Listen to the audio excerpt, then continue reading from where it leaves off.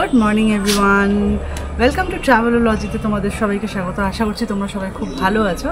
আর আজকে হচ্ছে আমাদের শান্তিনিকেতনের ডে 2।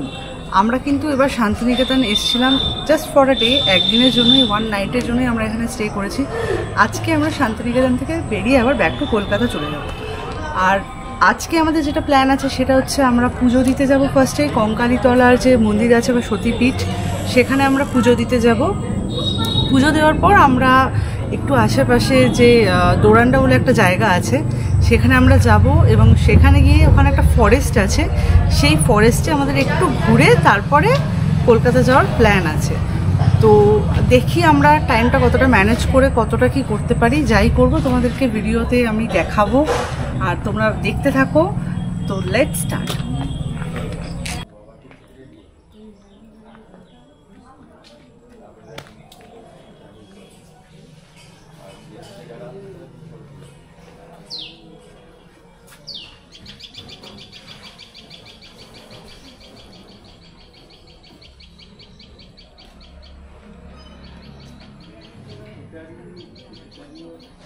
এই দেখুন, ডিরেক্টলি আপনারা মানে গুগল সার্চে ম্যাপের মধ্যেও ওই ম্যাপের লিঙ্ক দেওয়া রয়েছে।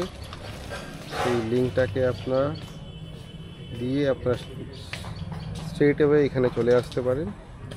প্লাস ওদের contact number and details everything সব কিছু রয়েছে, অসুবিধে নেই।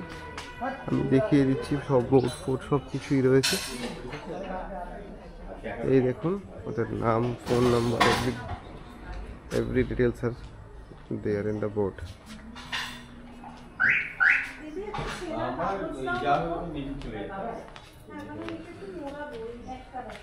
একটা কমপ্লিট একটা বাড়ির মতো পরিবেশ রয়েছে। এই দেখুন, পুরো বাড়ি রয়েছে, গাড়ি পার্কিং এরিয়া রয়েছে, সেটা আমাদের গাড়ি পরিষ্কার হচ্ছে, রেডি হচ্ছে, আমরা বেরোবো। তাই সিটিং এরিয়া অনেক জায়গা রয়েছে বসার জন্য, প্লাস এদের খাওয়া দাওয়ার জন্য এখানে জায়গা রয়েছে অনেকটা স্পেশিয়াস এবং ওপেন।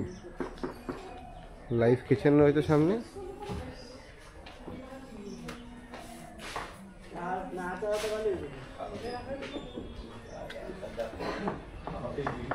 খুব সুন্দর পরিবেশ, খুব সুন্দর ওয়েদার। এখন আমাদের প্যাকিং আবার কমপ্লিট হচ্ছে, গাড়িতে সব কিছু ভরা হচ্ছে, এবার আমরা বেরিয়ে যাব। সব গোছানো গাছানো চলছে এখন। First of all good morning দাদা, আপনার নামটা একটু বলে দিন। আমার নাম বাবু, বাবুদা বলি সবাই চেনে।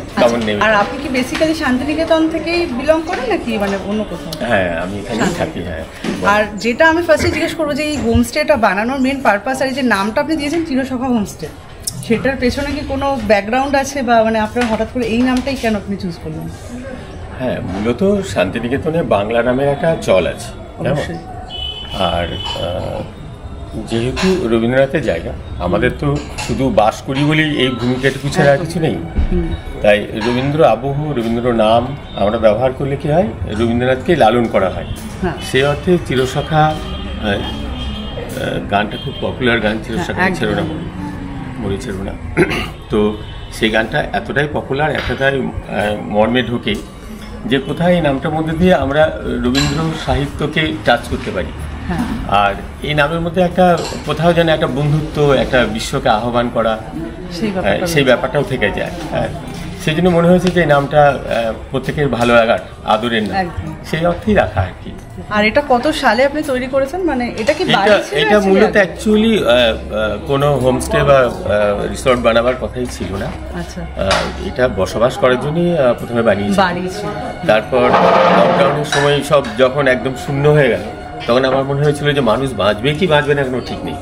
তো এই বাড়িটাতে আমি তো একা থাকতে পারবো না এত বড় একটা প্রপার্টিতে।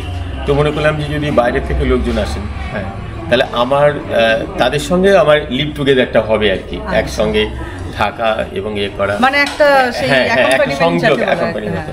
সেইটা মাথায় চিন্তা করি, তখন আমি এটাকে একটা ফরমেশন করি যে এটাকে একটা হোমস্টে মতো করি। তারপরে তার নিজস্ব চাহিদা অনুযায়ী ধীরে ধীরে এরকম একটা জায়গাতে সেটা এসেছে। খুব ভালো, আমরা লাস্ট টাইমও এসেছিলাম, মানে একটা সেই বাড়ির একটা হোমলি ব্যাপার থাকে। একদমই তাই, সেই ব্যাপারটা আমরা মানে হ্যাঁ, হোটেলের গন্ধ থাকবে না। একদমই না। আর সেই আমার এখানে বলতা থেকে মৌমাছি থেকে পোকা থেকে সবই এখানে ঘোরাফেরা করে। হ্যাঁ, সুতরাং একটা সেই রকম একটা শান্তিনিকেতনের যে পরিবেশ, আর লোকেশনটা অবশ্যই আমাদের একদম জঙ্গলের কাছে, একদম সামনে ওয়াকিং ডিসটেন্স এবং নির্জন ভীষণই, লোকে যেটা পছন্দ করেন আর কি। ভীষণ ভালো লেগেছে। থ্যাঙ্কস টু বাবুদা, রাইট? বাবুদা, থ্যাঙ্কস টু বাবুদা। আর ওনার সাথে যত কথা বলার আমরা বলে নিলাম। তো আমরা আশা করছি আমার যারা দর্শক বন্ধুরা যারা এই ভিডিওটা দেখবেন, তোমরা সবাই এসো, বাবুদার সাথে কন্ট্যাক্ট করে নিও। আমি নাম্বারটাও শেয়ার করে দেবো, ওনার সাথে ডিটেলে জেনে নিয়ে তোমরা বুকিং বা তোমাদের এখানে কতদিনে স্টে করছো তোমরা ডিরেক্টলি ওনার সাথে কমিউনিকেট করে নিতে পারো। Thank you. আমরা কিন্তু পৌঁছে গেছি কঙ্কালীতলার মন্দিরে। এখানে কিছু জিনিস যেটা দেখছি, মানে এই যেখান থেকে আমরা পুজোর এই ফল বা প্রসাদ বা যেটা পুজো দেওয়ার জন্য সামগ্রীটা যেটা নেব, এত এদের মানে কার কাছে যাব, মানে কাকে ছেড়ে কার কাছে যাব সেটা বোঝা যাচ্ছে না। এ বলছে আমায় দেখো, ও বলছে আমায় দেখো। তো এইসব জিনিস পুজোর চত্বরে একটু কমলে মনে হয় ভালো হয়। হ্যাঁ, ব্যবসা সবাই করছে, বাট বিজনেসটা বিজনেসের মতো করা মনে হয় আমার বেটার।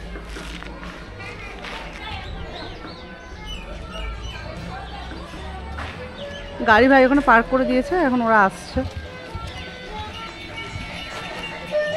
আমরা তো এখানে পুজো দেব, এবার পুজোর যে জিনিসপত্র সেগুলো নেব, মানে ফল ফুল এগুলো নিয়ে পুজোটা দিতে যাব। তো চলো সেগুলো আগে নেওয়া যায়। তোমরা এখানে এরকম দোকানগুলো পাবে যেখান থেকে সব নিতে পারবে। আমরা কিন্তু অলরেডি দোকান থেকে ঠাকুরের যে মানে পুজোর যে সামগ্রী সেগুলো নিয়ে নিলাম। এখানে 5 ফল আছে, সিঁদুর, আলতা, ধূপকাঠি সব আছে। আর আমি ঠাকুরকে একটা ফটো একটা মালা দেবো বলে একটা বড় মালা নিয়ে নিয়েছি দাদার কাছ থেকে। তো এবার পুজোটা দিতে যাবো। দাদা ঠিক করে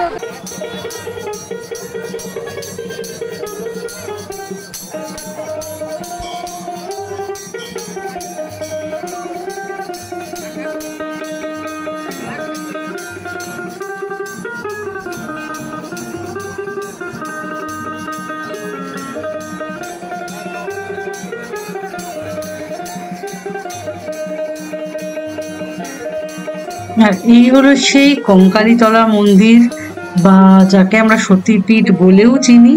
এটা কিন্তু একটি অনেক পুরনো মন্দির বীরভূম জেলার, আর খুব মানে পূর্ব পরিচিত বা খুব ফেমাস একটা মন্দির বলা যেতে পারে। প্রচুর লোকজন এখানে আসেন কিন্তু পুজো দিতে। আর আমি শুনেছি এই মা নাকি খুব জাগ্রত। তো আপনারা যদি কিছু মনস্কামনা করতে চান সেটা অবশ্যই করতে পারেন। আর এখানে কিন্তু মেলা পাট আমি দেখলাম। আর এই দেখুন, এখানে কিন্তু আদিবাসী সাঁওতাল নৃত্যও হচ্ছে। খুব সুন্দর পরিবেশটা, ভীষণ সুন্দর। আর অনেকটা বড় জায়গা নিয়ে কিন্তু এই মন্দিরের প্রাঙ্গণটা।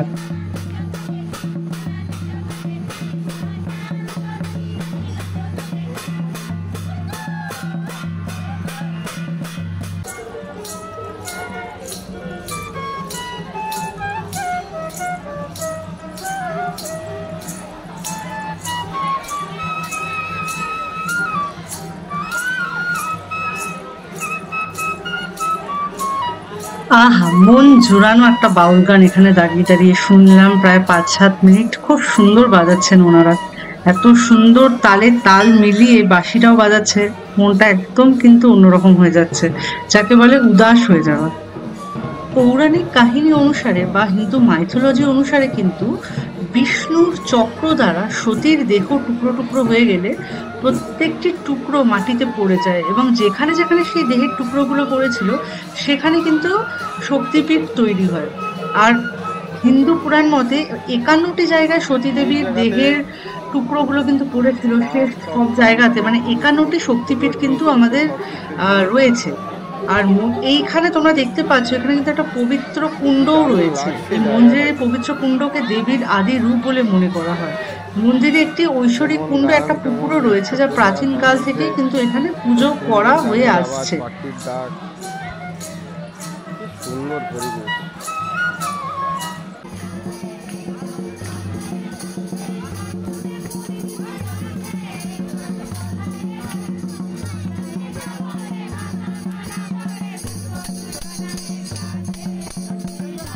এই দেখতে পাচ্ছ মা কিন্তু এই আদিবাসীদের সাথে তাদের তাল মিলিয়ে কিন্তু কোমর দোলাচ্ছে। মায়ের বহুদিনের ইচ্ছা ছিল যে এদের সাথে পার্টিসিপেট করবে, তো আমি বললাম এই চান্স আর মিস করো না, এরকম সুযোগ কিন্তু বারবার আসবে না, এখানে একটুখানি তুমি এদের সাথে পার্টিসিপেট করে নাও। তো এই দেখো মা কিন্তু খুব খুশি খুশি নাচছে।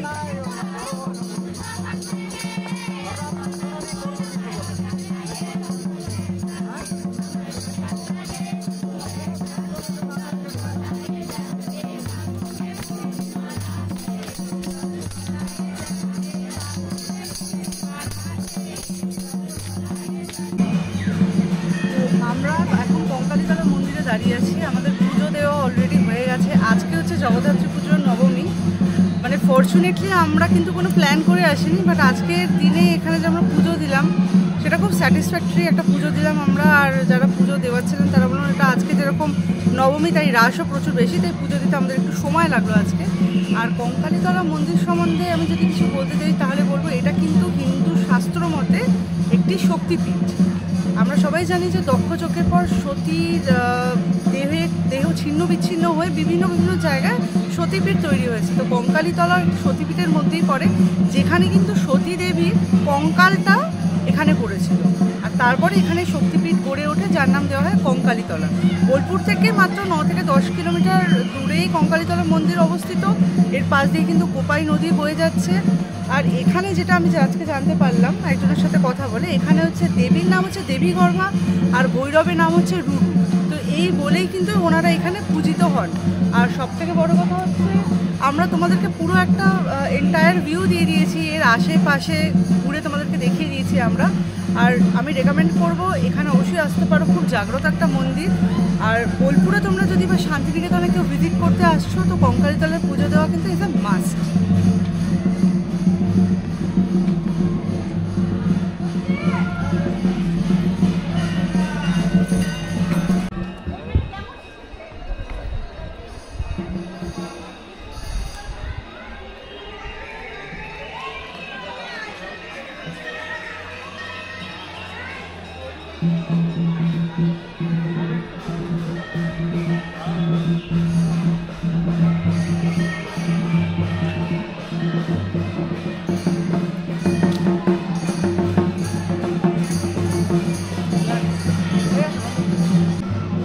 এই পাশে এই পাশে এই পাশে মানে বারবার অফন অফন না ইলাম বাজার খেয়াল রাখো, এদিকে খেয়াল রাখো। ইলাম আমরা এখন চলে এসেছি হচ্ছে দারুন্ডা বলে একটা জায়গাতে, যেটা হচ্ছে তোমার ওই 16 থেকে 17 কিলোমিটার শান্তিনিকেতন থেকে। তো এই জায়গাটাতে এসেছি, এই জায়গাটা ইলাম বাজারের মধ্যে, ইলাম বাজার যে ফরেস্ট আছে তার মধ্যে দারুন্ডা। আর আমরা এখন চলে এসেছি হচ্ছে বরিশালের রান্নাঘরে আমাদের লাঞ্চটা করতে। এটা খুব ফেমাস একটা রেস্টুরেন্ট, এখানকার মানে খাওয়া দাওয়ার জায়গা, বাঙালি খাবার দাবার পাওয়া যায়, সব রকমের মাছ, দেন চিকেন, মাটন, দেশি হাঁসের ডিম, সব কিছু তোমরা এখানে পাবে। তো আমরা এখানে লাঞ্চ করতে এসেছি কারণ এটার নাম আমরা প্রচুর শুনেছি। তো চলো লাঞ্চটা করে দেখি, তোমাদেরকে এটা বলবো আমাদের এক্সপিরিয়েন্সটা কেরকম। আর এই হলো সেই ফেমাস বরিশালের রান্নাঘর। বরিশালের রান্নাঘর কিন্তু একটা পিওর বাঙাল রেস্টুরেন্ট বা বাঙালি রেস্টুরেন্ট যাকে বলা যেতে পারে। বরিশাল তোমরা সবাই জানো এটা বাংলাদেশের একটা ছোট জেলা। আর বরিশালের লোকজন কিন্তু খুব খাদ্য রসিক, আর ম্যাক্সিমাম লোকই বাঙাল বলা যেতে পারে। তো ওনাদের ট্রেন্ড বা ওনাদের কালচারটাকে কিন্তু এখানে তুলে ধরা হয়েছে। বরিশালের রান্নাঘরের ভেতরে খেতে অলরেডি বসে গেছি আমরা, মা ভাই সবাই খুব ক্ষুধার্ত, সবাই আমাদের প্রচণ্ড খিদে পেয়েছে কারণ আমরা পুজো দিয়ে আর কিছু ব্রেকফাস্ট করিনি, আজকে ডিরেক্টলি একদম লাঞ্চে এসছি। তোমার খিদে পেয়েছে? হ্যাঁ, খুব দারুণ খিদে, খুব খিদে পেয়েছে। দারুণ খিদে পেয়েছে, দারুণ খিদে ইন দ্য সেন্স খুব খিদে পেয়েছে, বিকজ খিদেছে একটু বুঝতে পারছি না মা কি করবো। তোমার খিদে পেয়েছে? প্রচন্ড খিদে পেয়েছি। বাবা তো অলরেডি পেয়েই গেছে, আমারও প্রচুর খিদে পেয়েছে। তো খাবারটা আসছে তোমাদেরকে দেখাচ্ছি, দেখতে থাকো।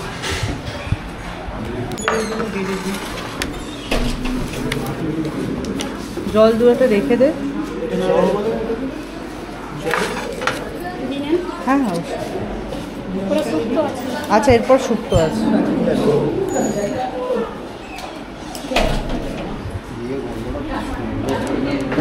লঙ্কা একটা থাকলে দিয়ে দিও তো। আমাদের কিন্তু ফাইনালি চলে এসেছে খাবার দাবার। এখানে হচ্ছে ভাত, ঘি দিয়ে গেছে, ঝুরঝুরে আলু ভাজা, এখানে লেবু লঙ্কা, ডাল, সবাইকে ফার্স্টে এগুলো দেওয়া হয়েছে। এরপর দেওয়া হবে শুক্তো, তারপরে কচু শাক আর ধোকার ডালনা, দেন হচ্ছে তোমার আমরা যে অর্ডার করেছি 2 জন মাটন খাবে, ওরা খাসির মাংসের ঝোল, আমাদের জন্য গলদা চিংড়ির মালাইকারি, দেশি হাঁসের ডিম, সব আসলে পরে তোমাদেরকে দেখাবো, দেখতে হবে।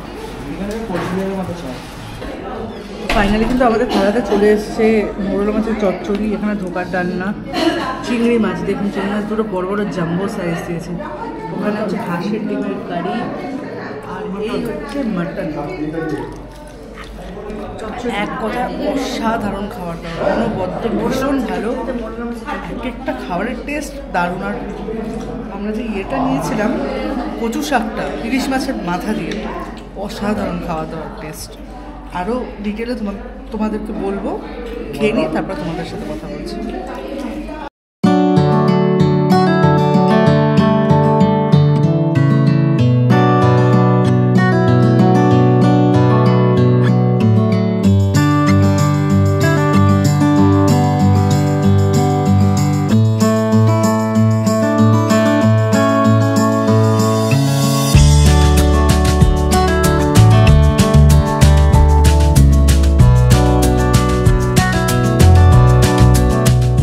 তো বরিশালের রান্নাঘর থেকে খাওয়া দাওয়া কমপ্লিট করে কিন্তু আমরা বেরিয়ে পড়লাম কলকাতার উদ্দেশ্যে। যেতে মোটামুটি আমাদের 3 থেকে 3.5 ঘন্টার একটা সময় লাগবে, বিকজ মাঝখানে আমরা আবার চা বিরতি, একটু রিল্যাক্সেশনের জন্য আবার দাঁড়াবো, কারণ কনস্ট্যান্ট গাড়িতে যাওয়া আসা একটু প্রবলেমই হয় সবারই, মা বাবার বয়স হচ্ছে। আর রাস্তাটা দেখছো কি সুন্দর স্মুথ একটা রাস্তা। সত্যি কথা বলতে ওয়েস্ট বেঙ্গল গভর্নমেন্টকে জন্য, মানে গভর্নমেন্টকে কিন্তু আমি এই জন্য একটা বিশাল থ্যাংক ইউ দেবো, কারণ রাস্তাঘাট কিন্তু শান্তিনিকেতনের ভীষণই সুন্দর। আর সব থেকে বড় কথা হচ্ছে রাস্তায় কোথাও কিন্তু কোনো রকমের ভাঙা চূড়া বা কোনো রকমের গর্ত আমাদের কিছু চোখে পড়েনি, ভীষণ সুন্দর একটা স্মুথ রাস্তা। তো আমাদের সাথে সাথে তোমরাও এই জার্নিটাকে এনজয় করতে থাকো। আমরা আজকে যেখানে লাঞ্চ করলাম বরিশালের রান্নাঘর, সেই যে হেসেলটা যেটা রয়েছে, মানে রেস্টুরেন্টটা রয়েছে, সেটা কিন্তু শুধুমাত্র মহিলা দ্বারা পরিচালিত। বনলক্ষ্মীর একদম লাগোয়া বরিশালের রান্নাঘর যে রেস্টুরেন্টটা, খুবই ভালো খাবার দাবার। আমরা প্রত্যেকটা যে আইটেম খেয়েছি ভালো।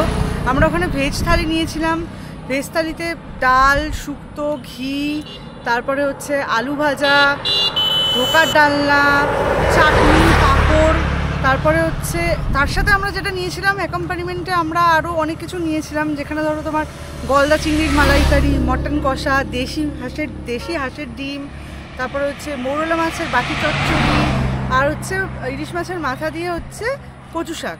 তো প্রত্যেকটা রান্না কিন্তু এক্সিলেন্ট ছিল, খুব ভালো। মানে সে একটা বাঙালদের যে রান্নার টাচ থাকে, বাংলাদেশের রান্না পুরো সেরকম টাচ ছিল, আর খুব অসাধারণ রান্না, খুবই ভালো ছিল। তো তোমরা যারাই বোলপুর বা শান্তিনিকেতনে ভিজিট করতে আসছো, মাস্ট ভিজিট বরিশালের রান্নাঘর, খুব ভালো একটা রেস্টুরেন্ট।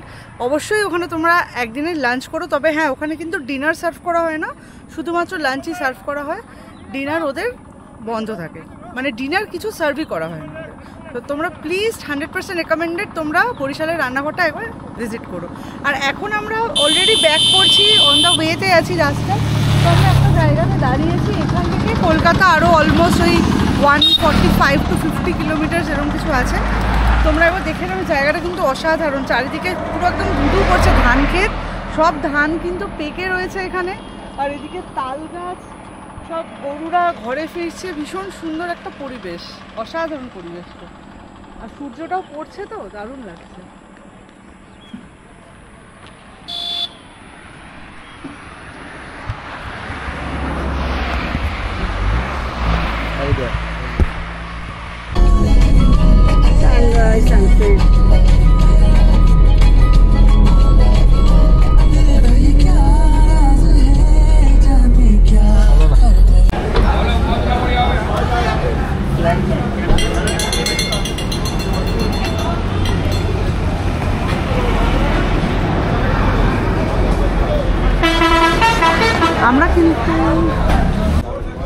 আমরা কিন্তু এখন চলে এসেছি শক্তিগড়ে। আমি ঠিক দাঁড়িয়ে আছি দেখো ল্যাংচা ভবনের সামনে। এটা তো শক্তিগড় সবাই তোমরা জানো, অনেক ফেমাস ফর ল্যাংচা। তো আমরা এখান থেকে একটু ল্যাংচা নেব, প্লাস সীতাভোগ, মিহিদানা এগুলো অল্প অল্প করে নিয়ে বাড়ির দিকে চলে যাব। তো আমাদের শান্তিনিকেতন ট্রিপটা কিন্তু এখানেই এন্ড হচ্ছে। আজকের ভিডিওটা এখানেই শেষ করছি। আশা করছি তোমরা সবাই আমার ভিডিওটা দেখবে, অ্যান্ড যদি ভিডিওটা তোমাদের পছন্দ হয় please do like, share and subscribe my channel Travelology. সাথে থেকো, দেখতে থেকো, and stay tune for the upcoming video. Thank you. আমরা এখন খাচ্ছি, ভাই খাচ্ছে এখন ল্যাংচা, মা আমরা চা খাচ্ছি, আমরাও চা খাচ্ছি। তেল্লি চাটা কিন্তু দারুণ বানিয়েছে, মানে যেরকম চা আমি দুধ চা ভালোবাসি একদম ওরকম পারফেক্ট। চাটা কিন্তু ভালো না?